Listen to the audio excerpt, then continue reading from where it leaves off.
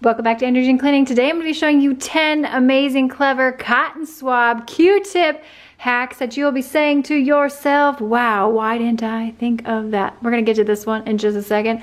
But first and foremost, if you need some shoes whitened, I love a good Q-tip. What you want to do is take some fingernail polish remover.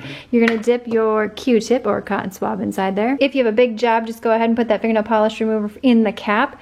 Watch how nice this will whiten up your shoe or anything that needs a little bit more sparkle in your life. Look at how black that is already.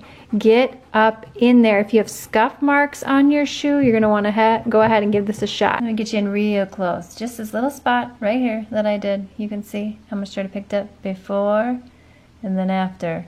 Yes. If you got a lot of molding in your kitchen, just take a warm, wet Q-tip. You can put a little Dawn dish soap on there. Excellent degreasing power, and you can get in your molding. Let's just see what little bit that I picked up right here. I'm scared. I'm scared to see. Ooh, oh, oh, oh, just that little bit. Can you imagine how much gunk is up in here? Dirty vents. You don't want to unscrew these things all around your house. Just get in there with a little Q-tip. Oh, let's just see what we got. That's looking real nasty. Ooh, but it's satisfying all at the same time. Lip balms, eye cream, rather than digging your bacteria-infested fingers in there and then touching your eye, put it on a Q-tip. Good to go. Straws. Oftentimes you don't have a nice straw cleaner like this one here, but you do have Q-tips on hand. The dirtiest part of the straw is where your mouth hits, and a lot of times these will not fit in your dishwasher. You're just going to take a little Dawn spray. This is not power wash, by the way. It's just Dawn in hot water.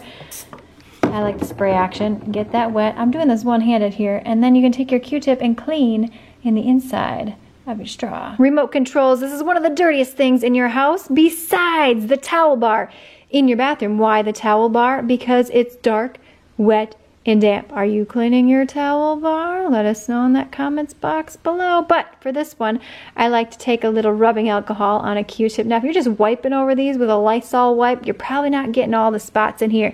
And then what are you doing with these remotes? You're probably watching some Netflix, eating some popcorn or some ice cream, touching your mouth. So get up in there. I would do this once a month. Make sure you're getting the keys and in between here. Speaking of dirty remote controls, your computer is disgusting.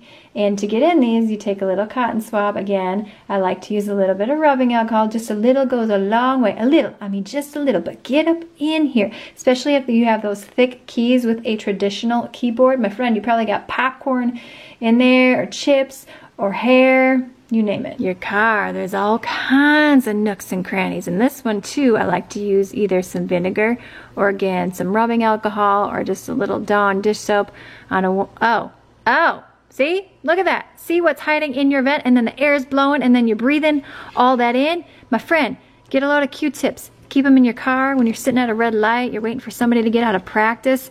You can go to town and feel really good about your efforts. This is probably one of my favorite ways to use Q-tips. Now, you certainly can take the entire toilet seat off and then try to wash it and clean it. It's kind of a pain in the butt, but you should do it every now and again.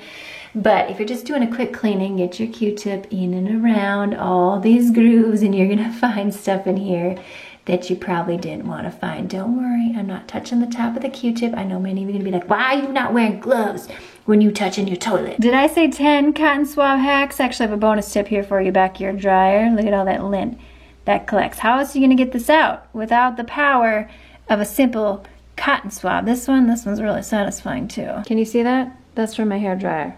That's so disgusting. All right, now on to this one.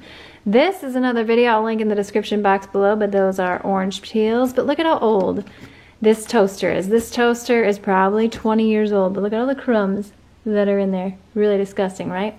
So we got a little vinegar, we got a little orange infused vinegar to be precise. You're gonna take your Q-tip and you're gonna be able to get all, oh my word. I cannot wait to show you the end of this Q-tip. Look at, right there. You see that?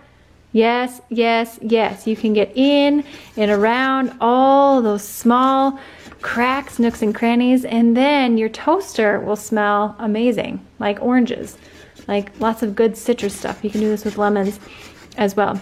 All right, be sure, oh, look at that one. Be sure to give this video a thumbs up, and then I will link this video on screen now to show you how it's made. See you later.